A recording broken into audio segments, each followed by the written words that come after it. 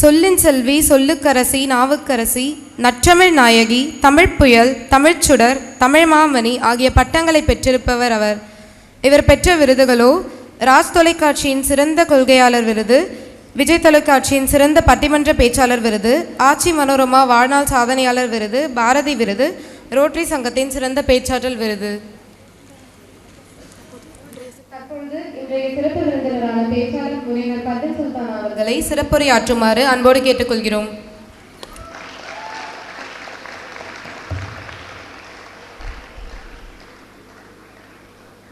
விசை உரு பந்தினை போல்,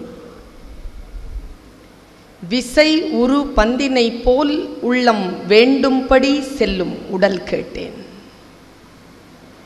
நசையறு மனம் கேட்டேன், நித்தம் நவம் என சுடர்தரும் உயிர் கேட்டேன், அசைவரு மதி கேட்டேன், இதை அருள்வதில் உனக்கெதும் தடையுள்ளதோ, வல்லமைத்தாராயோ இந்த மாநிலம் பயனுற வாழ்வதற்கு. தெளிவுடனே அறிந்திடுதல், தெளிவுடனே அறிந்திடுதல், தெளிவு பெற மொழிந்திடுதல், சிந்திப்போர்க்கே களிவளர உள்ளத்தில் ஆனந்த கனவு பல காட்டல், கண்ணீர் துளி வர உள் உருக்குதல், இவையாவும் நீ அருளும் பணிகளன்றோ எனும் அதே மகாகவி பாரதியின் சரஸ்வதி வணக்கத்தை முன்வைத்து கண்ணியத்திற்கும் போற்றுதலுக்கும் உரிய இந்த மேலான மருத்துவக் கல்லூரியின் முதல்வர் அவர்களே, துணை முதல்வர் அவர்களே, நம்முடைய மாணவ அமைப்பினுடைய பொறுப்பாளர்களே, விடுதி காப்பாளர்களே, கனிவுடன் கூடிய கண்டிப்பான புன்னகையுடன் முன்வரிசையில் அமர்ந்திருக்கும் ஆசிரிய பெருமக்களே, தமிழ் கலாச்சார உடை அணிந்து மனதையும் உணர்வையும் தமிழ் மொழியின் பால் முழுமையாக செலுத்தி என் உள்ளத்தை முழுமையாக ஆக்கிரமித்து கொண்டிருக்கக்கூடிய என் உயிரினும் மேலான மாணவ கண்மணிகளே, உங்கள் அத்துணை பேரையும் இந்த நல்ல நேரத்தில் வணங்கி மகிழ்கிறேன். இதுவரைக்கும் எத்தனையோ நிகழ்ச்சிகளில் பேசக்கூடிய வாய்ப்பு தமிழ் எனக்கு நல்கி இருக்கிறது. இன்றைக்கு நான் இந்த மருத்துவக் கல்லூரிக்கு பேச வருகின்ற அந்த நேரத்தில் எத்தனையோ வேலை பளுக்களை சிந்தனையில் சுமந்தபடித்தான் நான் பயணம் செய்திருந்தேன். கூட்டிட்டு வந்த உடனேயே 3வது மாடியில் கூட்டிட்டு போய் உட்கார வச்சு தான் டீ கொடுத்தாங்க. என்னடா இது சுமாராக தான் இருக்கும் போல இருக்கு, நம்ம எப்போ வீட்டுக்கு போவோன்ற மாதிரி தான் வந்தேன். ஆனால் முட்களாக விரிந்திருந்த என் மனதினிலே அந்த குழந்தைகள் மாணவ கண்மணிகள் நின்று ஒயிலாட்டமும் கும்மி ஆட்டமும் சிலம்பாட்டமும் நிகழ்த்தி என்னை வரவேற்ற அந்த வினாடியில் இதுவரைக்கும் நான் மேடையில் பேசிக் கொண்டிருக்கக்கூடிய அத்தனை விழாக்களிலும் மகுட விழாவாக இந்த விழாவை நான் கருதுகிறேன். அந்த அளவிற்கு மன மகிழ்ச்சியுடன் உங்கள் முன்னால் நிற்கிறேன். சாதாரணமாக ஒரு 45-50 வயதை கடந்தவர்கள் எல்லோரும் இளைய தலைமுறையின் மீது வைத்திருக்கக்கூடிய மிகப்பெரிய குற்றச்சாட்டு என்ன என்றால், அவர்கள் தமிழை மறந்து போனார்கள் என்பதுதான். உண்மையில் நான் யோசித்து பார்க்கிறேன். நான் சென்னையில் இருக்கக்கூடிய SIT மகளிர் கல்லூரியில், நீதிபதி பஷீர் அஹமது மகளிர் கல்லூரி என்று அதற்கு பெயர், அந்த கல்லூரியில் கடந்த 19 ஆண்டு காலமாக பேராசிரியர் பணியில் ஈடுபட்டு வருகிறேன். 17, 18, 19 வயது மாணவிகளுடன் பணியாற்றக்கூடிய அந்த வாய்ப்பை பெற்றிருக்கின்ற காரணத்தினால் நான் சொல்லுகிறேன், இன்றைய இளைய தலைமுறை போல் தன் மண்ணின் மீதும் மொழியின் மீதும் ஆர்வம் கொண்ட ஒரு தலைமுறையை இவர்கள் இந்த தொழில்நுட்ப உலகில் காண்பது மிக மிக கடினம். அந்த அளவிற்கு அவர்கள் தமிழ் உணர்வோடு தான் இருக்கிறார்கள். அவர்களுக்கான சூழல் சரியாக கொடுக்கப்படவில்லை. சூழல் வழங்கப்படுகின்ற பொழுது அந்த குழந்தைகள் முழுமையாக தன்னை வெளிப்படுத்துவதற்கு தயாராக இருக்கிறார்கள். சென்னையில் ஜல்லிக்கட்டு நடந்ததுங்க. ஜல்லிக்கட்டு என்கின்ற அந்த ஒரு கலாச்சார விழாவை முன்னெடுப்பதற்காக பல லட்சம் மாணவ கண்மணிகள், இளைஞர்கள் பீச்சில் கூடுனாங்க. பீச்சில் இருந்து எங்க வீடு நடக்கிற தூரங்க. அந்த போராட்டத்தில் நான் கலந்து கொள்ளவில்லை. அந்த போராட்டத்தில் கலந்து கொண்ட பிள்ளைகளுக்கு பணிவிடை செய்து கொண்டிருந்தேன். அந்த குழந்தைகளை நான் பார்க்கிறேன். இருட்டு, ஆணும் பெண்ணுமாக சேர்ந்து இருக்கக்கூடிய பல்லாயிரக்கணக்கான பல லட்ச குழந்தைகள் ஒன்றாக இருக்கிறார்கள். ஆனால் ஒரு இளைஞனும் எந்த ஒரு பெண்ணையும் பகடிவதை செய்ததாகவோ கேலி கிண்டல் செய்ததாகவோ குறிப்பே கிடையாது.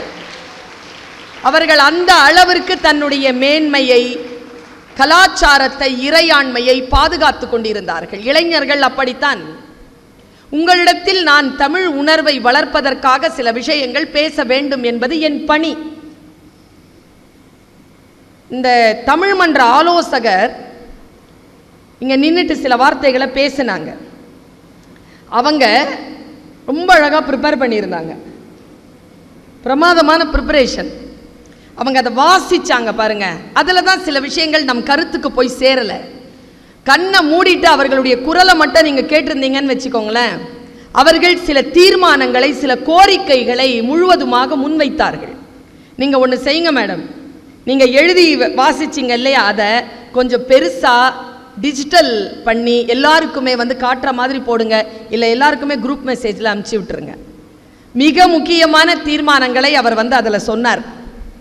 எனக்கு இன்றைய இளைஞர்களிடத்தில் பேசுவதற்கு சில விஷயங்கள் உண்டு தமிழ் தொடர்பாக. எதை எப்படி பேசுவது? எனக்கு ஒரு அரை மணி நேரம் கொடுத்திருக்கிறீங்க. உங்களை மகிழ்விப்பதற்காக இலக்கிய காட்சிகளை சொல்லவா, அல்லது தமிழ் மொழியினுடைய மேன்மையை சொல்லவா? அதுதான் என் பணி. அதை மிக அழகாக நான் செய்வேன். நான் அதை செய்யத்தான் போகிறேன். அதற்கு முன்னால் உங்களிடத்தில் ஒரு விஷயத்தை சொல்லுகிறேன். இந்த உலகத்திலேயே எல்லா மொழியும், எல்லா தாய்மொழியும் இனிமையானதுதான் குழந்தைகளே. யாருடைய தாய்மொழியும் வச்சுக்கோங்களேன், அது இனிமையானதுதான். ரசூல் கம்ஸ்தேவ் என்கின்ற ரஷ்ய கவிஞன் இப்படி எழுதினான்: செத்துக்கொண்டிருந்தேன், யாரோ என் தாய்மொழியில் பேசினார்கள், எழுந்து கொண்டேன் என்று எழுதுகிறான். அவ்வளவு சிறப்பானது தாய்மொழி. உயிர் கொடுக்கும், அது தாய்ப்பால் போன்றது, கலப்படமற்றது. எல்லா மொழியும் இனிமையானதுதான். எனக்கு ஒரு 5 மொழி தெரியும். யூடியூப்லலாம் நான் இதை பேசியிருக்கிறேன். யூடியூப்பில் பர்வீன் சுல்தானா அப்படின்னு சொல்லி போட்டு பார்த்தீங்கன்னா என்னுடைய பல பேச்சுகள் வரும். அதில் நான் சொல்லியிருக்கிறேன், எனக்கு ஒரு 5 மொழி தெரியுங்க. அந்த 5 மொழியில் வீட்டில் நான் பேசுகிற மொழி இருக்குல்ல, என் தந்தையின் வழியாக என்னை சேர்ந்த மொழி உருது. நான் வீட்டில் உருது தான் பேசுவேன். என்னுடைய மார்க்கம் எனக்கு தந்த மொழி அரபி. வந்தவுடனே பார்த்தேன், மருதம் அப்படின்னு எழுதுகிற அந்த ஸ்டைல்லையே அந்த அரபி எழுத்துக்கள் இருந்தன. எனக்கு அரபி தெரியும். அடுத்து இந்த தேசம் என் மீது திணித்த மொழி ஹிந்தி. எனக்கு ஹிந்தி தெரியும். இந்த உலகம் நான் பேசியே ஆக வேண்டும் என்று என் பயணங்களில் என்னை கட்டாயப்படுத்திய மொழி ஆங்கிலம். எனக்கு ஆங்கிலம் தெரியும். என் தாயின் மணி வயிறும், என் நிலமும், என் மண்ணும், என் கலாச்சாரமும் எனக்கு வரமாக அள்ளித்தந்த மொழி தமிழ். 5 மொழிகளை தெரிந்து வைத்துக்கொண்டு நான் பேசுகிறேன். ஏதோ ஒரு மொழியை தெரிந்து அல்ல. உருதுவிலே முழுமையாக கவிதைகளை எழுதவும், கவிதைகளை சொல்லவும், கவிதைகளுக்கு வியாக்கியானம் தரவும் என்னால் முடியும். என் தகப்பனார் உருது கவிஞர். எனக்கு உருது தெரியும், எனக்கு ஆங்கிலம் தெரியும். இத்தனை மொழிகள் தெரிந்து கொண்டு நான் சொல்லுகிறேன், யாம் அறிந்த மொழிகளிலே தமிழ் மொழி போல் இனிதாவது எங்கும் காணும். எங்கேயுமே கிடையாதுங்க. உங்களுக்கு என்ன சிரமம் தெரியுமா? நீங்க சயின்ஸ் என்ன பண்றது? உங்க பிரின்சிபல் ஒரு வார்த்தை சொன்னாங்க என் பக்கத்துல உட்காந்துக்கிட்டு. உங்க அனுமதியோட சொல்றேன் மேடம். இதுங்கெல்லாம் கிளாஸ்ல உம்முன்னு இருக்கோம் மேடம். இப்ப பாருங்க இப்படி சிரிச்சிட்டு இருக்காங்க. இவர்கள் சொன்னார்கள், உம்முன்னு ஏன் தெரியுமா இருக்கிறோம்? சப்ஜெக்ட் படிக்கிறோம் பாருங்க. நான் ரொம்ப கொடுத்து வச்சவ, நான் சப்ஜெக்டையே தமிழாக படித்தவ. சப்ஜெக்டே தமிழ், எனக்கு தமிழ் லிட்ரேச்சர், தமிழ் லாங்குவேஜ். நீங்கள் சயின்ஸ், எனக்கு என்ன சந்தோஷம்னா அறிவியலுக்கும் கலைக்கும் தொடர்பில்லை என்று சொல்லுவார்கள், கலைக்கும் அறிவியலுக்கும் தொடர்பில்லை என்று சொல்லுவார்கள். நான் உங்கள் மனங்களை பார்க்கிறேன். அந்த அந்த பெண் குழந்தைகள் அந்த புடவையை கட்டிக்கிட்டு அதை பிடிச்சிக்கிட்டு நடக்க தெரியாமல் நடந்து உள்ளே வந்து வெளியில் போய் இதுங்களாவது முயற்சி பண்ணுதுங்க. இந்த வேஷ்டி கட்டின பசங்க எழுந்தா என்ன ஆகுமோன்றதுனால நடக்கவே இல்லை, உட்காந்துக்கிட்டே இருக்கிறேன், சேவா உட்காந்துக்கிறோம். என்ன தெரியுமா, இது எனக்கு பழக்கம் இல்லை என்றாலும் நான் இன்றைக்கு இதை உடுத்த வேண்டும் என்று நினைக்கிறீர்கள் இல்லையா? நான் சொல்லுகிறேன், தமிழ் என்பது என் குழந்தைகளே வெறும் மொழி அல்ல. தமிழ் என்பது நம் உணவு, தமிழ் என்பது நம் உறவு, தமிழ் என்பது நம் உடை, தமிழ் என்பது நம்முடைய உணர்வினுடைய உச்சம். எல்லாம் உயிர், எல்லாம் தமிழ்தான். தமிழில் நின்று கொண்டுதான், தமிழர்களுக்காகத்தான், தமிழ்நாட்டிற்காகத்தான் நீங்கள் அறிவியல் படித்துக் கொண்டிருக்கிறீர்கள் என்பதை நினைத்து கொண்டால் போதுமானது. ரொம்ப சந்தோஷமாக இருக்கிறது. ஒரே ஒரு குறிப்புடன் நான் ஒரு 15-20 நிமிடங்கள் பேசுவேன். ஒரு குறிப்பை மட்டும் உங்களுக்கு தருகிறேன். தமிழினுடைய வரலாறு மிக நீண்டது குழந்தைகளே. அந்த தமிழினுடைய வரலாற்றினுடைய நீட்சியை நாம் எத்தனை ஆண்டுகள் என்று சொல்லுகிறோம்? யாருக்காவது தெரியுமா? நான் ஒன்று சொல்றேன். இந்த எகிப்தியர்கள் இருக்காங்கல்ல, அவர்களுடைய வரலாறு எதை குறித்து அவர்கள் தன் வரலாறை தோண்டி எடுக்கிறார்கள் என்றால், இந்த பிரமிடுகள், பிணங்கள், மம்மிஸ், பிணங்களை கொண்டுதான் அவர்கள் தன் வரலாறை சொல்லுகிறார்கள். தமிழர்கள் எதை வைத்து வரலாறு சொல்லுகிறோம் தெரியுமா? அவர்களுடைய வரலாறு 5000 6000 என்று சொல்லுகிறார்கள். நம் வரலாறு எப்படிப்பட்டது தெரியுமா? நமக்கு பிணங்கள் எல்லாம் நம் இடத்தில் கிடையாது, எரிச்சிடுறோம். புதைச்சா கூட அதுக்கு மேலே இன்னொன்று போட்டுடுறோம். நம்மிடத்தில் எந்த கட்டடங்களும் இல்லை, எந்த ராஜாங்கத்தினுடைய, எந்த ராஜாவினுடைய எந்த வரலாறும் நம்மிடத்தில் இல்லை. நாம் எதை வைத்து வரலாறு சொல்லுகிறோம்? தமிழர்கள் எதை வைத்து வரலாறு சொல்லுகிறார்கள் என்றால், தமிழர்கள் தன் நாபியிலிருந்து எழுகின்ற அந்த உயிர் மூச்சு காற்றோடு வெளிவருகின்ற தன் தாய்மொழியை வைத்துத்தான் நாம் தமிழர்களாகிய நாம் வரலாறு சொல்லிக் கொண்டிருக்கிறோம். தமிழ்தான் தமிழர்களுடைய வரலாறு, தமிழ் மொழிதான் செம்மொழி. 2004ஆம் ஆண்டு தமிழ் மொழியை செம்மொழி என்று மத்திய அரசாங்கம் அறிவித்தது உங்கள் எத்தனை பேருக்கும் தெரியும்? அதனுடைய 10 அமெண்ட்மெண்ட்ஸ்ல ஒரு அமெண்ட்மெண்ட் என்ன தெரியுமா? ஒரு மொழி எப்பொழுது செம்மொழியாக அங்கீகரிக்கப்படும் என்றால் அது 1000 ஆண்டுகளுக்காகவாவது பேசப்பட்டிருக்க வேண்டும், 1000 ஆண்டுகளாவது அதில் கலை இலக்கியங்கள் இருக்க வேண்டும். தமிழினுடைய தொன்மை என்ன தெரியுமா? கீழடியில் போய் பாருங்கள், கீழடியை தோண்டி எடுத்திருக்கிறார்கள். 15000 ஆண்டுகளுக்கு மேலான பாரம்பரியமும் வரலாறும் கலையும் இலக்கியமும் சார்ந்ததுதான் தமிழர்களுடைய வரலாறு. கிடைத்திருக்கக்கூடிய வரலாறை வைத்தாலே 3000 தேரம் நமக்கு.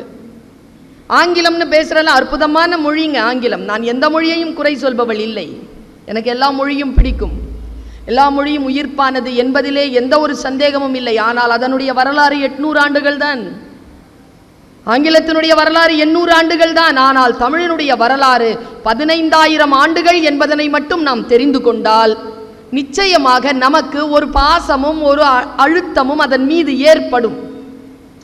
முதல்ல நீங்க எல்லாருமே நாளையிலிருந்து ஒரு வேலை செய்யுங்க.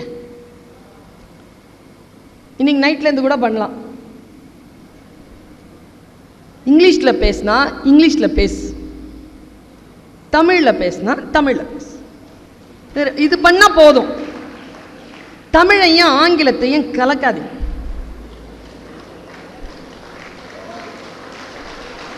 இந்த கலப்படத்துக்கு பேரே ஆங்கிலத்தில் தான். அந்த கலப்படத்துக்கு என்னன்னு பேர் சொல்றான் சொல்லுக்க பாப்போம்.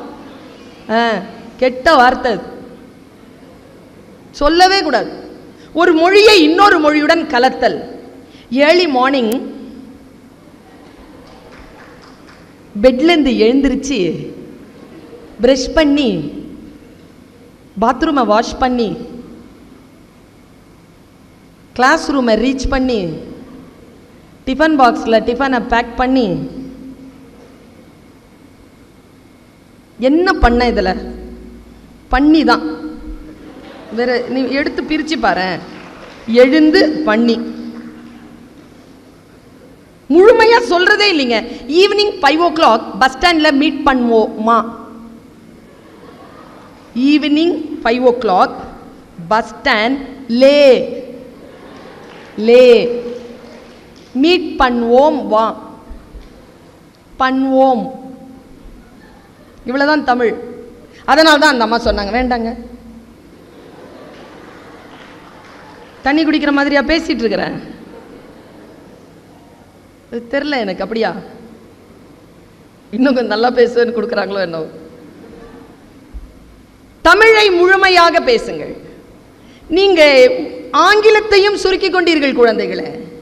இப்ப என்ன SMS அப்படின்னா ஷார்ட் மெசேஜ் சர்வீஸ்.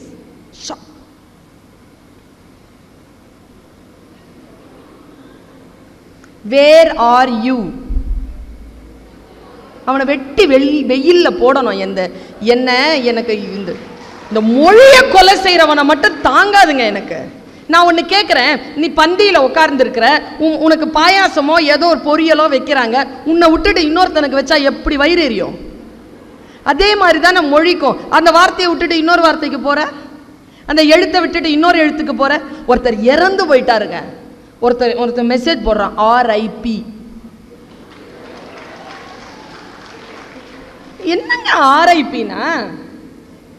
எல்லாமே ஷார்ட்டா, எல்லாமே ஷார்ட்டா. 4 பேருக்கு நல்லது பண்ணணும், 4 பேர் தெரிய வேலை செய்யணும். இந்த 4 பேரோட சேர்ந்து தான் கெட்டு போறான். இந்த 4 பேர்ன்றாங்கல்ல தமிழ்ல, இந்த 4 பேர் யார் சொல்லுங்க பாப்போம்? எனக்கு முந்தானத்து தாங்க தெரிஞ்சது அந்த 4 பேர் யாருன்னு. செத்தா தூக்கிட்டு போறான்ல அவன் தானா?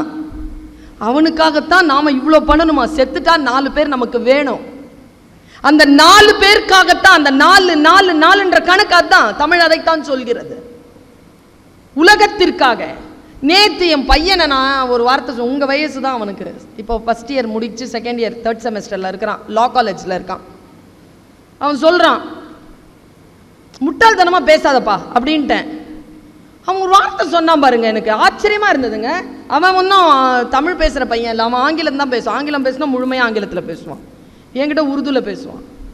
அதான் முட்டாள்னு திட்டாதீங்க மீ, எவ்வளோ அழகான வார்த்தை தெரியுமா முட்டாள் அப்படின்னு. நான் பாருங்க, நான் கொஞ்சம் கேட்டேன், என்னப்பா அது சொல்லு அப்படின்னு.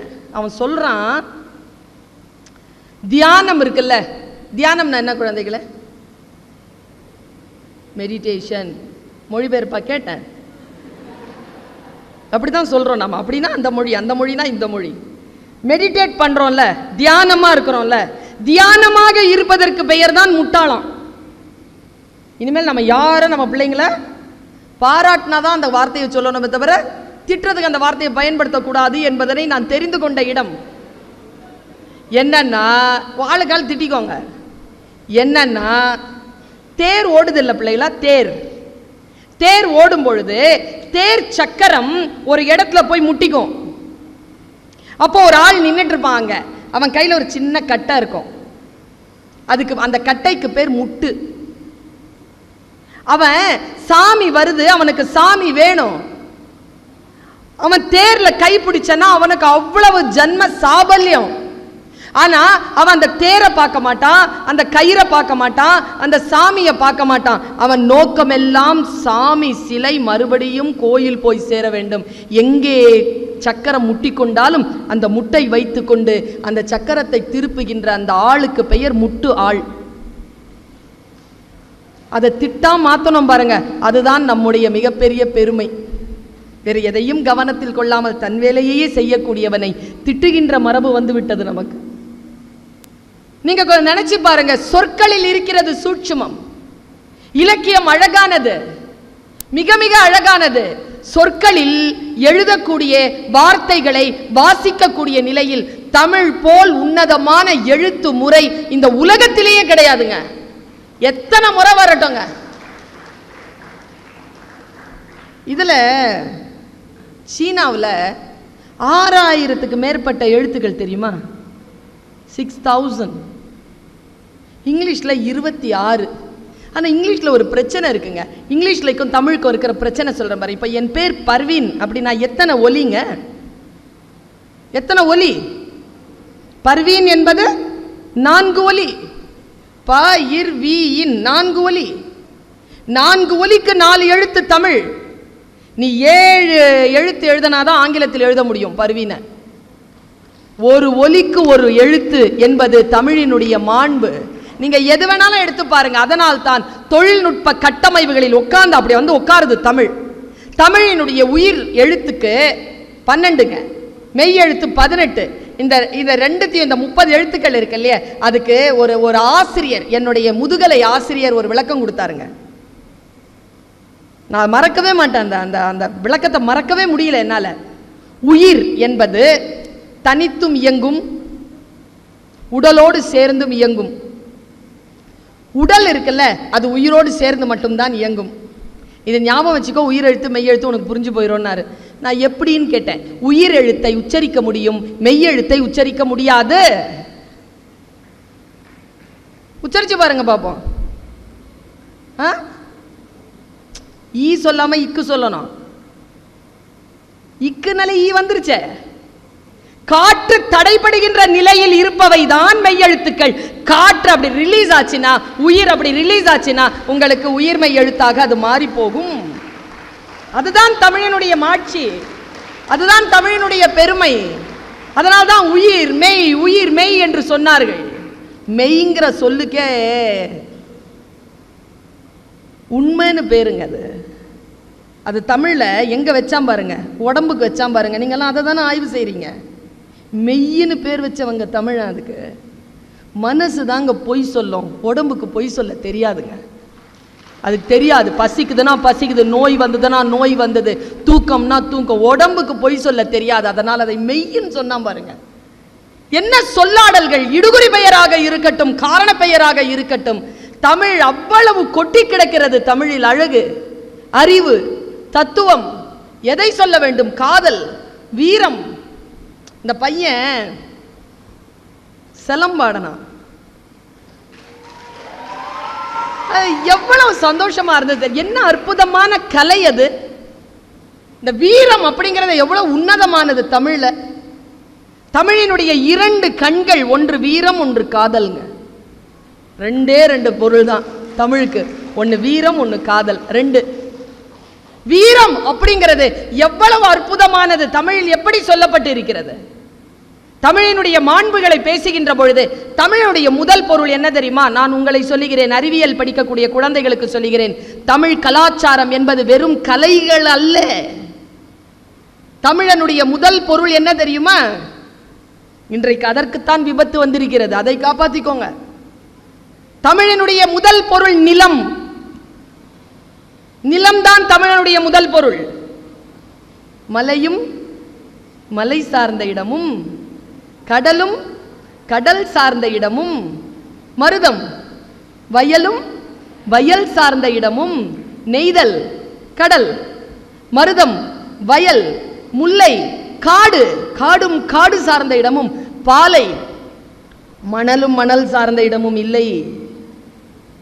மணலும் மணல் சார்ந்த இடம் பாலை இல்லை. குறிஞ்சியும் முல்லையும் முறைமையில் திரிந்து பாலை என்றொரு படிமம் கொள்ளும். வறட்சிதான் பாலை. வறண்ட பகுதிக்கு பேர்தான் பாலை. அது காடாக இருக்கட்டும், மலையாக இருக்கட்டும், வறண்டு போனால் அது பாலையாகும். தமிழ் அப்படிப்பட்ட மொழி. தமிழ்ல இருக்கிற மாதிரி எனக்கு தெரியலீங்க. நான் எத்தனையோ தேடி தேடி போறேன். தமிழில் கிடைக்கக்கூடிய வீரம். நான் ஒரே ஒரு குறளை மட்டும் சொல்றேன். நான் ரொம்ப ரசிச்ச குறளுங்க. ஒரு காட்சி. இப்போ இந்த குழந்தைகள், இந்த முன்னால் உட்கார்ந்துருக்கிறார் ஐயா, இந்த காலத்திலலாம் போயிடுச்சிங்க. உங்க காலத்தில் என்ன தெரியுமா உங்களுக்கு சிக்கல்? உங்க மூளைக்குள்ள ஒரு கேமரா இருக்குங்க. அந்த கேமரா ஆஃப் ஆகி ஒரு 12-13 வருஷம் ஆச்சுங்க. எல்லாம் அடுத்தவன் காட்டுற காட்சியை இதில் பார்த்துட்டு, அடுத்தவன் காட்டுற காட்சியை பார்க்குறோம். மூளைக்குள்ள ஒரு இமேஜினேஷன் இருந்தது. இருக்கா இப்போ உங்களுக்கு இமேஜினே? அதனால தான் அவங்க சொன்னாங்க தமிழ் நூல்களை படியுங்கள், தீர்மானத்தில் 1. இமேஜினேஷன் வருமே. தாய்மொழியில் படிப்பதனால் கற்பனை திறன் அதிகரிக்குமே. ஐன்ஸ்டீன் சொல்லுகிறான், knowledge is more important but imagination is more than knowledge. Einstein imagine பண்ணணுமே. ஒரு புத்தகத்தை வாசிச்சா தானே இமேஜினேஷன் வருது. டிவி பார்த்தா எங்க வருது? இந்த கொல்லிக்கட்டையை முறைச்சிட்டு இருந்தா எங்க வருது? இல்லையே, கற்பனை போயிடுச்சே, மெசேஜே வந்திருக்காதுங்க. சும்மா பார்ப்பான், அந்த ரேப்பரை பார்க்கணும் அவனுக்கு, அவ்வளோதான். ரேப்பர் மேனியான்னு பேர். இதுக்கு ரேப்பரை பார்த்துக்கணும். எவனாவது கூப்பிட்டுருப்பானோ, ஏதோ மெசேஜ் வந்திருக்குமோ. நான் ஒன்று சொல்கிறேன், இப்போ உங்களுக்குலாம் இன்னொரு 5-6 வருஷத்தில் கல்யாணம் ஆகுமா? அவ்வளோ நாளான்னு கேட்குறியா? கல்யாணம் ஆகுமாம்மா? ஜாதகெல்லாம் மாற்றிக்காத. ஒன்று செய், உன் கையில் இருக்கிற மொபைலை அந்த பொண்ணுக்கிட்ட ஒரு 3 நாள் கொடு. அந்த பொண்ணுடைய மொபைலை உங்ககிட்ட ஒரு 3 நாள் வச்சுக்கோ. உங்கள் 2 பேருக்குமே கெமிஸ்ட்ரி ஒர்க் அவுட் ஆச்சுன்னா கல்யாணம் பண்ணிக்கும். என்னங்க இது? தமிழை வாசியுங்கள். ஒழுக்கம் என்றால் என்ன? அழகு என்றால் என்ன? அன்பு என்றால் என்ன? ஆரோக்கியம் என்றால் என்ன என்று நமக்கு தெரிந்து போகின்ற மாட்சிமை கொண்ட மாண்பமைந்த பண்பாடு தமிழர் பண்பாடு. அதற்குள்ள நாம இல்ல. இந்த கேட்ஜெட்டை பயன்படுத்துறதுக்கு நான் ஜீன் போடணுங்கிற அவசியம் இல்லை. இந்த கேட்ஜெட்டை பயன்படுத்துறதுக்கு நான் டிஸ்கோ ஆடணுங்கிற அவசியம் இல்லை. தொழில்நுட்பத்திற்கும் கலாச்சாரத்திற்கும் சம்பந்தம் இல்லை. என் கலாச்சாரத்தை நான் விட்டு கொடுக்க மாட்டேன் என்று சொல்லுவதற்கு பெயர்தான் மேன்மையான வளர்ச்சியாக இருக்க முடியும் என்பது என் கணிப்பு.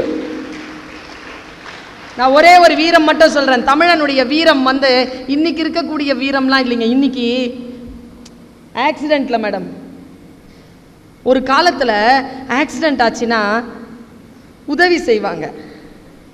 இப்போ செல்ஃபி எடுக்கிறான். ஆக்சிடென்ட் ஆகி கிடக்கிறத செல்ஃபி எடுக்கிறான். இன்னைக்கு ஒரு ஆள் சோடா சோடான்னு கத்தனான். சோடா வாங்கிட்டு வந்து கொடுத்தாங்க.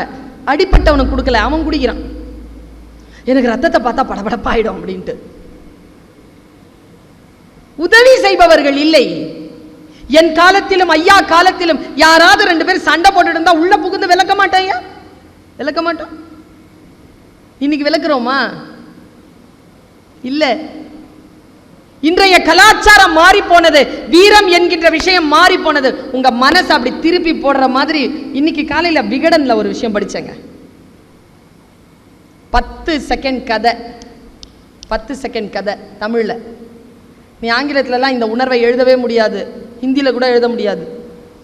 வேற மாதிரியா தான் எழுதணும். மலையாளத்தில் கூட முடியாதுன்னு நினைக்கிறேன் நான். தமிழர்களுடைய நிலம் மருதம். மருத நிலத்திற்கு சொந்தக்காரர்கள் நாம். இந்த மருத நிலம் இருக்குல்ல, வயல், அதை பத்தி ஒரு சின்ன 10 செகண்ட் 4 வரியில முடிஞ்சது.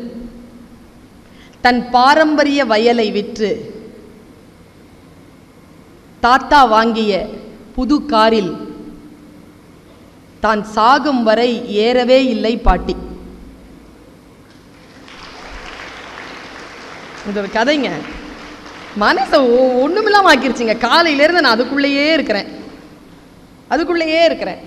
காசு, பணம், வசதி, வாய்ப்புகள் அடுத்தவர்களுக்கு காட்டக்கூடிய விஷயம் கிடையாதுங்க. மரபு என்பது உள் நிறைந்தது, ஆரோக்கியமானது, அன்பானது. அன்பு என்பது புத்திசாலித்தனமானது, வன்முறை முட்டாள்தனமானது. வீரம் என்பது அன்பு சார்ந்தது. தெரியுமா உங்களுக்கு? தமிழ் மரபிலே அன்பு என்பது வீரம் சார்ந்தது. வீரம் என்பது அன்பு சார்ந்தது. எழுதி வச்சுக்கோங்க. இப்போ நான் வெளியில போறேன், ஒரு 10 நிமிஷம் தான் உங்ககிட்ட பேசியிருந்தாலும் ஒரு அம்மா ஸ்தானத்தில் ஒரு பாசம் வருமா இல்லையா உனக்கு? யாரோ என்னை ஏதோ அடிக்கிறதுக்கோ ஏதோ கிண்டல் பண்ணுறதுக்கோ வராங்க, நீ மறிக்க மாட்ட, போய் இப்படி நிற்க மாட்ட. அப்போ அன்பு வீரம் சார்ந்தது தானே. இப்போ அன்பு அறம் சார்ந்தது தானே.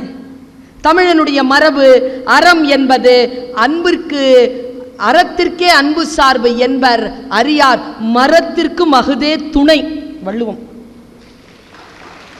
மரத்திற்கும் அகுதே துணை, வீரத்திற்கும் அன்புதான் என்று பேசுகிறது வள்ளுவம். நான் ஒரு காட்சியை சொல்றேன். நீங்க கேமரா, மைண்ட்ல இருக்கிற ஒரு கேமரா ஆன் பண்ணுங்க. நான் ஒரு காட்சியை சொல்றேன். போர்க்களம். வீரத்தை சொல்றேன், காதலை சொல்றேன். டைம் முடிஞ்சிரும்னு நினைக்கிறேன். எனக்கு அப்படி உட்கார்ந்துட்டு இருக்கான். சங்கு ஒலிச்சிருச்சு, களத்தில் குதிக்கிறான். யார்? நம்ம வீரன். குதிச்சுட்டு அவன் கையில் வேல் இருக்கு. இது குறளுங்க, குறளில் இருக்கிற ஒரு காட்சி.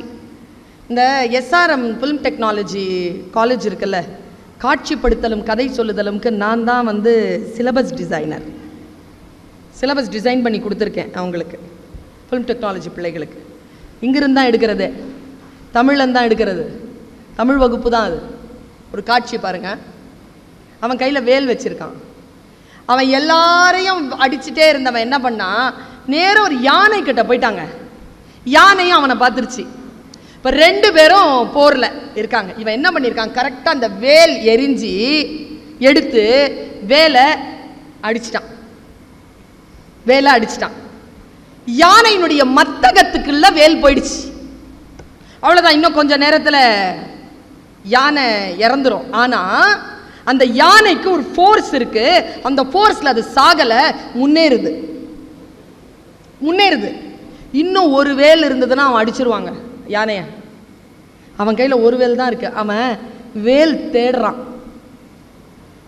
கண்ணில் காட்சி வருதா? முன்னால மத்தகத்தில் வேல் பாய்ந்து ஒரு யானை வருகிறது. இந்த பக்கம் அந்த பக்கம் தேடுறாங்க. அவனுக்கு வேல் கிடைச்சிருச்சு. எங்க இருந்ததுன்னா, பகைவன் எறிந்த வேல் அவன் நெஞ்சில் இருந்தது.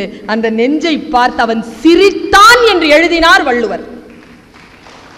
வேலை பார்த்து சிரிச்சானாங்க. பாருங்க, குறளை பாருங்க. கைவேல் களிற்றொடு போக்கி, கைவேல் களிற்றொடு போக்கி வருபவன் மெய்வேல் பரியா நகும். பறித்து கொண்டே சிரித்தானா. டே, வேல் கிடைச்சிருச்சுடா, இனி யானையா நானான்னு பார்த்துக்கிடுவோண்டான்ட்டு அந்த ஃபீல்டில் நின்னானா நம்ம வீரன். களத்தில் நின்றான் வீரன். யோசித்து பார்க்கிறேன், காதல் வீரம் என்பது 2 கண்கள் என்று சொல்லுகிறார்களே, இந்த போர்க்களத்தில் காதல் பார்க்க முடியுமா? இப்படி ஒரு யோசனை வரும்பொழுது ஒரு காட்சி கொடுக்குறேன் தமிழில். எவ்வளோ நாளைக்குங்க இந்த இதே படிச்சுட்டு இருப்பீங்க? அனாட்டமி,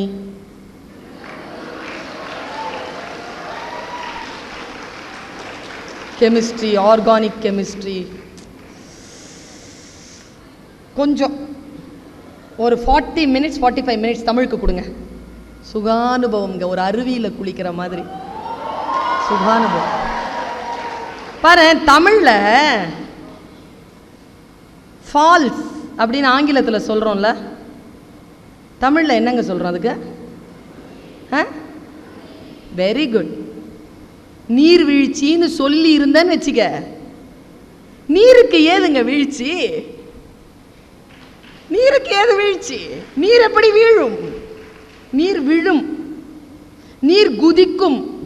நீர் வீழ்ச்சி கிடையாது, நீருக்கு வீழ்ச்சியே கிடையாது. அது தப்பான சொல், எடுத்துடணும். அருவி தமிழ்ல மட்டும் எடுத்து பாருங்க. நீர்நிலைக்கு மட்டும் எனக்கு தெரிஞ்சு 26 பேர் இருக்குங்க. வாவி, அருவி, கிணறு, ஓடை, கடல், முன்னீர், ஊருணி, நீங்க தேடிக்கிட்டே போங்க. ஊற்று, சுனை, எத்தனை நீர்நிலைகள். அந்த நீர்நிலைகளினுடைய அந்த அழகு அருமையான மனதை மலர்த்தி காட்டுகின்ற பூங்க பூ. நான் எனக்கு உணர்ச்சிகள் மோதுகிறது, நான் தடுமாறுகிறேன். இங்கிலீஷ்ல என்னன்னு சொல்வே நீ பூவை? அப்புறம் அப்புறம் அப்புறம் ஏய், நான் சொல்லவா? பூ பாரு, மொட்டு, பூ. எங்க நான் உண்மையே மாஸ்டருங்க, தமிழை கண்டுபிடிச்சவன் மாஸ்டருங்க. இதை பாருங்க, மொட்டுங்க. கொஞ்சம் இப்படி அப்படி கொஞ்சம் அப்படி இருந்தால் அரும்பு, இப்படி கொஞ்சம் அப்படி இருந்தால் போது, இப்படின்னா அலர், இதுனா பூ, இதுனா மலர், இது வி. பொசிஷனில் பேர் வச்சான் பாருங்க. எந்த பொசிஷனில் பூ இருக்குதோ பூ மலர மலர பேர் வச்சாங்க. பூ மலரதை யாராவது பார்த்துருக்கோமா? மலர மலர பேர் வைக்கிறானே இவன். மலர மலர பேர் வைக்கிறான். பெண்கள் வளர வளர பேர் வைக்கிறான். பேதை, பெதும்பை, மங்கை, மடந்தை, அறிவை, தெரிவை, பேர் இளம்பெண். கடைசியா முடிச்சாம்பார். பொண்ணுகிட்ட வயசை கேட்கக்கூடாதுன்னு சொல்றோமா இல்லையா? பேர் இளம்பெண். ஆம்பளைங்களுக்கும் இருக்கு, 7 பருவம் இருக்கு. ஆண்களுக்கும் இருக்கு, பெண்களுக்கும் இருக்கு. பாருங்க, நான் தொட்டு விட்ட இடத்துல இது தொடர்கிறேன். போர்க்களத்தில் ஒரு காதல் காட்சி. இந்த கலவரத்திலையும் ஒரு கிளுகிளுப்பு. போர்க்களங்க. கேமரா ஆன் பண்ணுங்க. நேரம் நெருங்குகிறது. இன்னொரு 5 minutes. போர்க்களம். charismatic wife, so lovable wife. அந்த மாதிரி 2 வைஃப் எனக்கு தெரியும். ஒன்று மிஸ்ஸஸ் தசரதன் கைகேயி, ஒன்று மிஸ்ஸஸ் ஷாஜஹான் மும்தாஸ். இந்த 2 பேரையுமே போர்க்களத்துக்கே கூட்டு போவானுங்களாம். இவங்க புருஷமாருங்க போர்க்களத்துக்கே கூட்டு போவாங்க. அந்த மாதிரி ஒருத்தன் பயங்கரமான லவ் பண்ணுறான் மனைவியை, போர்க்களத்துக்கு கூட்டு போயிட்டான். இந்த பொண்ணும் நான் நீ போனாலாம் நான் இருக்க மாட்டேன், நீ பிரிவினும் சுடுமோ பெருங்காடு அப்படின்ட்டு வந்துட்டான். கூடவே வர்றா. காட்சி ஆரம்பிக்குது. இதை எழுதியவர் ஜெயங்கொண்டார். எழுதப்பட்ட நூல் பரணி. ஆனை 1000 அமரிடை வென்ற மாணவனுக்கு வகுப்பது பரணி. 1000 யானைகளை எவன் ஜெயிக்கிறானோ அவன் பேர்ல தான் பரணி பாடப்படும். அப்படி பாடப்பட்ட ஒரு பரணி இலக்கியத்தில் ஒரு காதல் காட்சி. போர்க்களம் போயிட்டு வைஃப் அனுப்பி வச்சிட்டான். தன்னுடைய மனைவி காதலனை கணவனை அனுப்பி வச்சிட்டான். அவன் போறான். நான் ஏன் காதலனை கணவனைன்னு 2 வார்த்தை சொன்னேன்னா, தமிழ் மரபுல 2ம் ஒன்று தான், வேற வேற இல்லை. அதனால சொன்னேன். அனுப்பணுமா?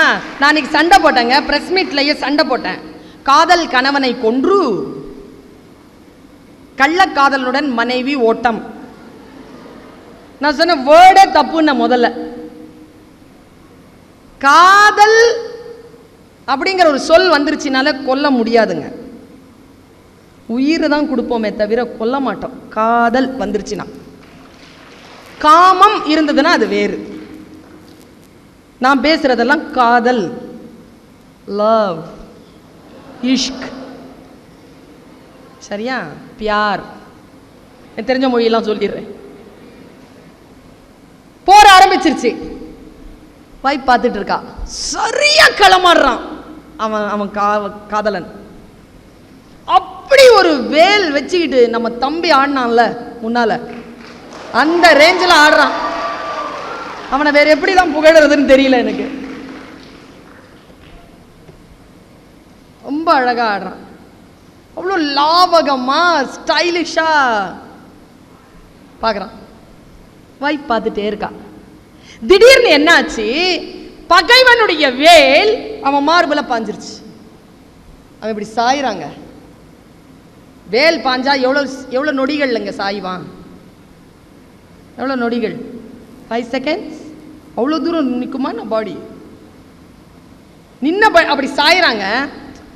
எங்க இருந்தோ அவ வேல் பாஞ்சதை பார்த்த உடனே நேரா ஓடி வந்தாலாம். பாருங்களேன், ஆயிரக்கணக்கானவர்கள் களமாடி கொண்டிருக்கக்கூடிய அவையில் தன் கணவனை சரியா கண்டுபிடிச்சா பாருங்க. அதுவே காதல் தானே. 1000 பார்வையிலே உன் பார்வையை நான் அறிவேன், உன் காலடி ஓசையிலே அந்த காதலை நான் அறிவேன். கண்ணதாசன். கண்ணதாசன்லாம் பிரம்மாண்டம். எனக்கு கண்ணதாசன் ரொம்ப பிடிக்கும். ஒரு நீங்கள் உடலை ஆராயிற மருத்துவர்கள் தானே. ஒரு கணவன் வந்து மனைவியினுடைய உடலில் எல்லா பகுதிகளையும் தொட்டு விடலாம், ஒரு பகுதியை மட்டும் தொடவே முடியாது. அதுக்கு பேர் கண்ணு. நான் உன்னை ரொம்ப காதலிக்கிறேன்னு கண்ணை தொட முடியாது. கண்ணதாசன் எழுதின காதலனுக்கு காதலியின் கண்களை தொட வேண்டும். எல்லாமே தொட்டாச்சு, கண்ணை தொடணும். இப்போ கண்ணை தொடாம எப்படி போறது? அவன் எழுதுறான். கண்ணதாசன் எப்படி வரிகளை எழுதுறான் பாரு. 1000 பார்வையிலே உன் பார்வையை நான் அறிவேன், உன் காலடி ஓசையிலே அந்த காதலை நான் அறிவேன், அந்த காற்றினில் நான் கலந்தேன், உன் கண்களை தழுவுகின்றேன். காத்துல கலந்து கண்ணை தழுவன காதலன் தமிழ் காதலன். அந்த மாதிரியான காதலன் கீழே விழுகிறான். தன் உயிரோடும் ஆன்மாவோடும் ஒன்றிணைந்த கணவன் கீழே சாய்கின்ற அந்த வினாடியில ஜெயங்கொண்டார் எழுதுகிறார், ஓடி வந்து தன் உடம்பால தன் புருஷன் உடம்ப அப்படி தாங்கிட்டாளாம். புருஷன் உடம்பு மேல விழுது, இவ கீழே விழுந்துட்டான். அவன் சாவரத்துக்கு முன்னால செத்துட்டான். இதுதான் விஷயம். பாட்டு சொல்றேன் பாருங்க. இதுல என்ன தெரியுமா, இந்த ஆம்பளை பிள்ளைங்கள்லாம் கை தட்டுவாங்க. இதுல ஐயோ நமக்காக ஒருத்தி அப்படி ஓடி வந்து செத்து போயிட்டா எவ்வளோ நல்லா இருக்கும், அந்த மாதிரி ஒரு பெண்ணுக்காக தானே காத்திருக்கிறான். அவ செத்ததுக்கு ஒரு காரணத்தை சொல்றார் ஜெயங்கொண்டார். அதான் இங்க கவிதையே. என்ன இருந்தாலும் மண்ணுனாலும் அவன் பொண்ணு தானே, கீழே விழுந்தா அவன் மண்ணு என்கின்ற பெண்ணின் உடலை தானே தழுவான். தன் கொழுநன் மண்மகளை தழுவாள் முன் தன் உடலால் தாங்குவாளை காண்மின் காண்மின். ஒரு பாயிண்டா. அடுத்த பாயிண்ட், இந்த மாதிரி வீர மரணம் அடைஞ்சி மேல் லோகத்துக்கு போயிட்டாங்கன்னா அவங்களுக்கு தான் கண்ணழகிகளும் உடல் அழகிகளும் பரிசாக இறைவனால் கொடுக்கப்படுமே. ஊர்வசி, ரம்ப, மேனக்க எல்லாம் அங்கே நின்று உங்களை வரவேற்பாங்க, நீங்க இங்க வந்து வீர மரணம் அடைஞ்சா அப்படின்ட்டு ஒரு ஐதீகம் இருக்கு இல்லையா. அதனால தன் கணவன் செத்துட்டானா அங்க போன உடனே யாராவது ஒரு பெண் வந்து, விண்ணாட்டு மகளிர் தன் கணவன் உயிரை புணரா முன்னம் தன் ஆவி ஒக்க விடுவாளை காண்மின் காண்மின். மண்மகள் தழுவாள் முன் தன் உடலால் தாங்கி விண்ணாட்டு பெண்கள் அவன் உயிரை புணர்வதற்கு முன்பு தன் ஆவி ஒக்க விடுவாளை காட்டுகிறார் ஜெயங்கொண்டார் பரணியில். நீங்கள்லாம் என்ன பண்ணணும்னா, MBBSல ஃபர்ஸ்ட் 2 இயர்ஸ்க்கு ஒரு 4 செமஸ்டராவது தமிழை பாடமா வைக்கிறதுக்கு போராடுங்க. இல்ல ஒரு 2 செமஸ்டராவது படிங்கிற. நான் 5 வருஷம் படிச்சு என்ன பண்ண போறீங்க? அவ்வளவு நோய் இருக்குது. நீங்க கொஞ்சம் நலமடையணும்னு சொன்னா ஒரு 2 செமஸ்டராவது மொழி படிங்க, தமிழ் மொழி படிங்க. இல்லைன்னா ஒன்று செய்யுங்க, லீவ் போட்டுட்டு என் கிளாஸ் அட்டன் பண்ணுங்க. நான் இப்படி தான் எடுப்பேன் கிளாஸை. என் கிளாஸ்ல யாரும் ஃபெயில் ஆகிறது கிடையாது. 2 கவிதை மட்டும் சொல்லிட்டு போறேன் மேடம். 2 கவிதை, ரொம்ப மனசுக்கு பிடிச்ச கவிதை. 2 கவிதையும் உங்களை மாதிரி ஒரு பையன் எழுதின கவிதை. எனக்கு நான் ஸ்கூலுக்கு காலேஜ் போகிறதுக்கு முன்னால் ஸ்கூல் போயிருந்தேன். உங்களை சொல்கிறேன் பாருங்களேன், உங்களுக்கெல்லாம் கவிதை வரும், அது வயசு கோளாறில் வரும். ஃபஸ்ட்டு எழுதுங்கிற நான் தப்பில்லை. யாராவது படித்தா கிண்டல் பண்ணுவாங்க நம்மளை. உன் பாதம் பட்ட இடத்தில் நான் சாதம் போட்டு சாப்பிடுவேன், அப்படி தான் ஃபஸ்ட்டு வரும். தப்பில்லைங்கிற நான் எழுதிரு. தட்டி பார்த்தேன் கொட்டாங்குச்சி, கீழே பார்த்தேன் கற்பாம்பூச்சி, எடுத்து பார்த்தேன் செத்து போச்சு, கீழே விட்டா ஓடி போச்சு. எழுதுங்கிற. கிண்டலா வந்தாலும் எழுது. எழுத்து நல்லது, அது ரிஃபைன் ஆகும், போக போக ரிஃபைன் ஆகும். என் கிளாஸ்ல 9th ஸ்டாண்டர்ட் பாய்ங்க, நான் இது பல மேடைகளில் சொல்லியிருக்கேன், இந்த குழந்தைகளுக்கு அது புதுசுங்கிறதுனால சொல்கிறேன். நான் MA முடிச்சுட்டு ஃப்ரெஷ் கிராஜுவேட். எனக்கு வந்து ஒரு 3 மாதம் ஸ்கூல் டீச்சராக இருக்கிறதுக்கு வேலைக்கு வாய்ப்பு கிடைச்சிதுங்க. நான் கொஞ்சம் வறுமையில் இருந்தவ, எனக்கு என் பெட்ரோலுக்கு காசு வேணும். அதனால் நான் காலேஜில் யூனிவர்சிட்டியில் பர்மிஷன் வாங்கிட்டு இங்கே போய் ஜாயின் பண்ணேங்க. MA ஃப்ரெஷ் கிராஜுவேட்னா 4th இயர் 5th இயர் படிக்கிற ஒரு வயசு எனக்கு. சரின்னு போய் உட்காந்தேன். டிபார்ட்மெண்ட்டில் சரியான வரவேற்பு இல்லை ஸ்கூலில், ஏன்னா புது ஆள் வந்திருக்கு உள்ளன்னு. 3 மாதம் இருக்க போகிறேன் வேற. அது ஆட்டிடியூட் காட்டுவாங்கல்ல, இங்கெல்லாம் எப்படின்னு தெரில, அங்கே காட்டுவாங்க, பயங்கரமாக காட்டுவாங்க. நான் சரின்னு உட்காந்துட்டு இருந்தேன். எல்லாரும் போயிட்டாங்க, எனக்கு கிளாஸ் இல்லை. ஒரு நல்ல வளர்த்தியான ஒரு பையன் அப்படியே போனான், கிராஸ் பண்ணான், நின்று இப்படி பின்னால் வந்தான் பாருங்க. வந்து இப்படி பார்த்தான். எவ்வளோ பயமாக இருக்கும் தெரியுமா? அப்போது திக்குன்னுச்சு எனக்கு. சரி நம்ம போயிட்டான். மறுபடியும் இப்படி கொஞ்ச நேரம் பார்த்துட்டு போயிட்டான். அப்புறம் அவன் கிளாஸில் போனால் அவன் இருக்கிறான் பின்னால். நான் அறத்துப்பால் நடத்திட்டு இருக்கிறேன். பின்னால் உட்காந்து குடுக்குன்னு ஏதோ எழுதுறான். நான் இப்படி பேசினா இப்படி இருக்கணும், அவை யாராவது ஏதாவது குனிஞ்சு ஏதாவது வேலை செஞ்சால் கண்டுபிடிச்சிடுவேன். இருக்கக்கூடாது அப்படி. என் கிளாஸ் அப்படி இருக்காது. அப்படி தீப்பத்தி போட்டால் அப்படி பற்றி எரியும், குப்புன்னு எரியும், அப்படி இருக்கும் கிளாஸ். அப்படி பார்த்துட்டே இருக்கிறேன். அவன் குடுன்னு ஏதோ எழுதுறான். கொஞ்ச நேரத்துக்கு முன்னாடி இந்த தம்பி எழுதிட்டு இருந்துச்சு, எழுதிட்டே இருந்தான். வெறுப்பாக இருந்துச்சு. ஏய் என்னடா, யார்ரா அது, என்ன பண்ணுறாரு? அவன் எழுந்துருச்சுல, நீங்கள் பேசுகிறீங்க, நான் என்னன்னு கேட்டேனா அப்படின்னு உட்காடுறான். இந்த பாரு, நான் வெளியில் வந்தால் தான் பயந்த மாதிரி நடிப்பேன், மேடையிலலாம் வந்துட்டேன், கிளாஸ்லலாம் வந்துட்டேன்னா சிங்கம் புலி யானை கூட ஒன்றும் பண்ண முடியாது, அந்த அளவுக்கு இருப்பேன் ஃபோர்ஸ்ஃபுல்லாக. அவன் என்ன பண்ணிட்டான், மறுபடியும் குடுன்னு இருந்தான். இந்த மாதிரி ஒரு பையன் என்ன பண்ணால், பின்னால் பக்கத்தில் உட்காந்துருந்தவன் கவிதை எழுதுறான் மிஸ் அப்படின்ட்டு அவன் டைரியை புழுங்கிட்டு வந்து என்கிட்ட கொடுத்துட்டு முன்னால் உட்காந்துட்டான். உஷாரா பின்னால் போன அடிப்பான்ட்டு. நான் பிரித்து படிக்கிறேங்க என்ன எழுதுறான்ட்டு. 14 வயசு மேடம், 14 இயர்ஸ். பியூட்டிஃபுல்லாக ஒரு, எனக்கு ஃபோட்டோகிராஃபிக்கல் மெமரி. எனக்கு ஒரு 500-600 கம்பராமாயண பாட்டு தெரியும், பார்த்தா மனப்பாடம் ஆகிடும். இப்போ எதுனா அப்சர்வேஷன் தான், அதான் வந்து வெற்றியின் ரகசியம், வேறு எதுவுமே கிடையாது. ப்ரொஃபஷ்னலுக்கான சீக்ரெட்டே அதுதான், அப்சர்வேஷன் ஆனில் இருக்கணும், ஆர்டிகுலேஷன் பண்ணணும், அதுதான், அது பண்ணிடுவேன் நான். அப்படியே கப்புன்னு மனப்பாடம் ஆயிடுச்சு. ஃபோட்டோகிராஃபிக்கல் மெமரி இதுதான். 4 வித பண்புகளும் இருக்கும், ஃப்ரெஷ்ஷாக எழுதியிருக்கான்.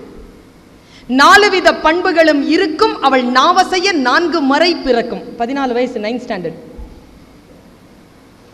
4 வித பண்புகளும் இருக்கும், அவள் நாவசைய 4 முறை பிறக்கும். விழி சந்திரனோ சூரியனோ என்று தினம் மையமெழ கண்களிலே ஜாடை பல தெரிக்கும், உடல் சிலிர்க்கும். அன்றொரு நாள் பெண்ணவளை பார்த்தேன், அன்றொரு நாள் பெண்ணவளை பார்த்தேன், அந்த பெண் அழகை கண்டு மனம் வேர்த்தேன். இன்னிசை வெண்பா டேஷ் போட்டு அட அட பீடி வாங்க காசு இல்லை, பென்சு வண்டி யோசனையா என்று மனம் சொன்னவுடன் மறந்தேன், உடனே இறந்தேன் என்று எழுது. எனக்கு எங்கிருந்து தான் கலவரமாச்சுன்னு தெரியல புத்தி. நேரம் திருக்குறளெல்லாம் அப்புறமா பார்த்துக்கலாம், மூடி. ஏய் வெள்ளவான், நீ நம்ம ஜாதிக்கார பயலாக இருக்கிற, கவிதை எழுதுற, சொல்லு என்னது இது, என்னது இது? மேஸ் தந்துருங்க மேஸ், இன்றைக்கி தான் நீங்கள் வந்திருக்கிறீங்க, உங்களை காலையில் தான் நான் பார்த்தேன், கொடுத்துருங்க. என்னை பற்றி உங்களுக்கு தெரியாதே, எல்லாம் தெரியும், யாரா இது, என்னது இது? மேஸ் I am a bad boy அப்படின்னு பாரு. நானும் பாய் தான், சொல்லு. எது கேட்குறீங்க? சூப்பராக இருக்குடா, குழந்த மாதிரி ஆனா பாருங்க சட்டுன்னு. நிஜமாவா மிஸ் அப்படின்னா? ஆமாடா சூப்பராக இருக்குடா. யாருக்கிட்டையும் சொல்ல மாட்டீங்களே? சொல்ல மாட்டேன்டா. பிரின்சிபல் கிட்ட போட்டு கொடுக்க மாட்டீங்களே? போட்டு கொடுக்க மாட்டேன்டா. பேர் சுஜாதா மிஸ் +2. சொன்னா சார், நான் சொன்னேன் எப்படிடா +2ங்கிற, நீ 9th ஸ்டாண்டர்ட் இருக்க. நான் 3 வருஷம் ஃபெயில் மிஸ். பாரு, அந்த ஞாபகத்தில் இவன் ஃபெயில் ஆகிருக்கிறான். அவனை வழிபடுத்துறதுக்கு யாரும் இல்லை, மொழியை அவனை சரி செய்வதற்கு நல்ல ஆசிரியர் இல்லை. நான் சொன்னேன், பார் இந்த பொண்ணெல்லாம் தூக்கி வை, அது ஒரு இன்ஸ்பிரேஷனாக வச்சுக்கோ. இந்த கவிதை உன்ன மாதிரி யாருக்கும் வராதரா, எழுதுறியா? எனக்கு எழுத வருது மிஸ், ஆனால் எனக்கு சரியாக தெரியல மிஸ், நீங்கள் சொல்லி தரீங்களா? மிஸ் என்னோடலாம் நின்று பேசாதீங்க, உங்களுக்கு கெட்டதுன்னு சொல்லிவிடுவாங்க, நீங்கள் சொல்லுங்கள், நான் ஏதாவது ஒரு இடத்துல வந்து உங்ககிட்ட பேசுகிறேன். ஒன்றும் இல்லை, நீ ஸ்டாஃப் ரூம்க்கே வந்து பேசு. ஸ்டாஃப் ரூம்க்கெல்லாம் வந்து பேசுடா, நான் பார்க்குறேன், வந்து பேசு. வந்தான் உட்காந்தான். நான் சொன்னேன், நல்லா எழுதுற, ராகத்துக்கு எழுதுவியா? தெரியாது மிஸ். தத்தகாரம் போடுறேன், எழுதுவியா? தெரியாத மிஸ், நான் சொல்லித்தரேன், எழுதுவியா? எழுதுற மிஸ். எழுதுனா நீங்கள் எனக்கு என்ன தருவீங்க அப்படிங்கிறான். இந்த குழந்தை இல்லை, உனக்கு என்னடா வேணும்? அவன் என்ன தெரியுமா அங்கே கேட்டான்? பாரதிதாசன் கவிதைகள் கேட்டாங்க. 9th ஸ்டாண்டர்ட் பாய் என்கிட்ட கேட்டது பாரதிதாசன் கவிதைகள். வாங்கி தரேன்டா, உனக்கு வாங்கி தரேன். சுந்தரராமசாமியின் புளியமும் மரத்தின் கதை இருக்கு, அதையும் படி, அதையும் வாங்கி தரேன்னு சொன்னேன். அது என்னன்னு தெரியாது மிஸ். படி, வாசிப்பு பழக்கத்தை வச்சுக்கோ. உங்களுக்கு இன்னைக்கு சொல்கிறேன், நூல்னு பேர் வச்சாம்பார் தமிழன் புக்குக்கு. ஏன் யோசிச்சு பார்த்துருக்கீங்களா? வலம்புரி ஜான் சொன்னார், காதுகள் என்கின்ற இந்த துளைகளில் நல்ல நூல் நுழைந்தால் என்ன நடக்கும் அப்படிங்கிறத சொல்கிறதுக்கு சொல்கிறார். ஊசியின் காதுகளில் நூல் நுழைந்தால் அது ஆடையின் கிழிசல்களை தைக்கும். நல்ல காதுகள் என்கின்ற இந்த துளைகளில் நல்ல நூல்கள் நுழைந்தால் இதயத்தில் இருக்கக்கூடிய கிழிசல்கள் தைக்க உதவும். அதனால் நூல் என்று பெயர் வைத்தான் தமிழன். நூல் வாசிக்கணுங்க. ஒரு நூலுக்கு நாம் செய்யக்கூடிய ஆகப்பெரிய அவமரியாதை அதை வாசிக்காமல் இருப்பதுதான். இதுவரைக்கும் நீங்கள் எந்த நூலையும் காசு கொடுத்து வாங்கியதே கிடையாது. வாங்கியது எல்லாம் காகித கூலியும் அச்சுக்கூலியும் தவிர எந்த நூலையும் காசு கொடுத்து உங்களால் வாங்கிவிடவே முடியாது. சிந்தனைகளை எப்படி பணம் கொடுத்து வாங்க முடியும்? அவ்வளவு உயர்ந்தது புத்தகங்கள். அவன் புத்தகத்தை கேட்டான், தரேன்டான. எப்படி மிஸ் எழுதுறது? ஒரு பாட்டு சொல்றேன்டா, எழுது நீ. தான தனந்தன தான தனந்தன தானா தன தான தனந்தன தான தனந்தன தானா. தெரியல மிஸ். சரி, இப்படி சொல்றேன், அந்த வயசு பையனுக்கு புரியுற மாதிரி. அவ வானத்து நிலாவை வளைச்சி போட்டு வச்சிருக்கா பொட்டு. அவ வானத்து நிலாவை வளைச்சி போட்டு வச்சிருக்கா பொட்டு, அது அத்தா மனசை தொட்டு. இவ்வளவுதான் கவிதை. எழுதுவியான? விட்டுருங்க மிஸ், நான் எழுதிக்கிறேன்ட்டான். விட்டுருங்க நான் எழுதிக்கிறேன்ட்டான். எழுதிட்டு வந்தாங்க. அதை சொல்லிட்டு நான் முடிவு நான் போறேன். எழுதுங்க குழந்தைகளை, படியுங்க, எழுதுங்க. உங்களுக்கு என்று ஒரு உலகத்தை உருவாக்கி கொள்ளுங்கள். ரொம்ப நேரம் ஃப்ரெண்ட்ஸோடையே இருக்காதீங்க. தனிமையில் புத்தகத்தோடு இருங்கள், வாசிங்க. ரொம்ப அற்புதமான ஒரு ஃபீல். வகுப்பறைகளில் இருந்து வெளியேறி நூலகங்களில் உங்களுடைய துறை சார்ந்த நூல்களை மட்டும் வாசிக்காமல் இலக்கியங்களை வாசித்து அதில் கொஞ்ச நேரம் அப்படி இளைப்பாரி கொண்டு வாருங்கள். அது உங்களுக்கு ஆயுளை கூட்டி தரும், உங்களுக்கு சக்தி நிலையை கூட்டி தரும். நான் சொல்லுகிறேன். அவன் குழந்தை வந்து அடுத்த நாள் டைரி கொடுத்தான், எழுதியிருந்தாங்க. அதுவும் எனக்கு ஃபோட்டோகிராஃபிக்கல் மெமரி, அப்படியே சொல்கிறேன். கண்ணுக்குள்ளி இருக்கு காவேரி போல காத்து இருக்கும் பொண்ணே. அந்த பொண்ணை பற்றி தான் எழுதியிருக்கிறான். அவனால் அங்கிருந்து வெளியில் ஏற முடியல, அவனுக்கு இன்னும் பயிற்சி தேவை. நான் சொன்ன வானத்து நிலாவை வளைச்சி போட்டு வச்சிருக்கா பொட்டு. அவன் சொல்றான் கண்ணுக்குள்ளி இருக்கு காவேரி போல காத்து இருக்கும் பொண்ணே. அப்ப காவேரி வரல, பிரச்சனை. காவேரி பிரச்சனை தலை விரிச்சு ஆடுற நேரம் அவன் எழுதுறான், கண்ணுக்குள்ளி இருக்கு காவேரி போல காத்து இருக்கும் பொண்ணே, பக்கம் ஓடி வாடி என் கண்ணே, நான் காத்து காத்து நின்னு மனசு வாடி போச்சு ஏங்கி, என்னை வாட்டுவதேனோ பாங்கி. பாங்கினா தோழி, சங்க இலக்கியங்கள்ல. அவனுக்குள்ள இருக்குங்க வார்த்தைகள். பெய்யும் மழையில மின்னலை போல முகத்தை நீயும் காட்டி, என் உசுரை கொஞ்சம் வாட்டி, நான் செத்து செத்து பொழைக்க நீயும் போகிறியே நில்லு, என்னை கொல்லுவதேன்னு சொல்லு. நீ ஓடக்கரையில வளைஞ்சு நெளிஞ்சு நடக்க அழக பார்த்து, இந்த அன்னசில் இருக்குது வேத்து, வழி போகும்போது நின்னு முகத்தை நீயும் கொஞ்சம் காட்டு, இந்த உசுரை இன்னும் வாட்டு. நீ வையற போதில வளைஞ்சு நெளிஞ்சு கோலம் போட்டு பழக, அத்தான் ரசிக்க அந்த அழக, உன் கொலுசு சத்தம் குலுங்க குலுங்க ஏங்குதடி நெஞ்சு வஞ்சி, நீயும் வந்து கொஞ்சு என் மாமா வீட்டு மயில நீயும் மாறி போகலாமா, என்னை வாட்டி வதக்கலாமா, நான் கொஞ்சம் கொஞ்சம் வஞ்சி நீயும் மிஞ்சி போகலாமா, மனசை போட்டு மிதிக்கலாமா. முடிச்சிட்டான். நான் சொன்னேன், இல்லடா கவிதை முடியலடான்னு. என்ன மிஸ் சொல்றீங்க? நான் கவிதை முடியலடா, மனசை போட்டு மிதிக்கலாமான்னு முடிச்சிருக்க. அறம்பாடுற வேணாம், நல்லதா முடி, நல்லதா அவன் வாழ்க்கை நல்லா இருக்கணும்னு நினைக்கிறேண்ணா, நல்லதா முடி. சரி மேடம். அடுத்த நாள் எழுதுறாங்க, ஒரே ஒரு பேரா எழுதிட்டு வந்தான். நீ காலு மேல காலை போட்டு அலைஞ்ச தண்ணி மேல, நீ காலு மேல காலை போட்டு அலைஞ்ச தண்ணி மேல என் மனசு பதிஞ்சதால, நான் ஓட்ட போட்ட ஓடம் போல ஆடுறேண்டி சாலம், நாம கூடுவது எந்த காலம். குழந்தைகளே, எழுதுங்கள். என் அனுபவத்தை நான் சொல்லுகிறேன். மிக பெரிய பெரிய ஜாம்பவான்கள் எழுதிய எழுத்துக்களையும் வாசித்திருக்கிறேன், மிக சாதாரணமானவர்கள் எழுதிய எழுத்துக்களையும் வாசித்திருக்கிறேன். மனிதர்கள் தான் உயர்ந்தது தாழ்ந்தவர்கள் என்று பேசப்படுகிறார்களே தவிர எழுத்துக்கள் எப்பொழுதும் உயர்ந்ததாகவே இருக்கின்றன. அந்த உயர்ந்த எழுத்துக்களை கைவசப்படக்கூடிய வாய்ப்பும் பாக்கியமும் ஆசீர்வாதமும் உங்களுக்கு கிடைக்க வேண்டும் என்கின்ற வேட்கையோடு உங்கள் அத்துணை பேருக்கு மீண்டும் தமிழ் வாழ்த்தை வெளிப்படுத்தி வாய்ப்புக்கு நன்றி பாராட்டி விடைபெறுகிறேன். நன்றி, வணக்கம்.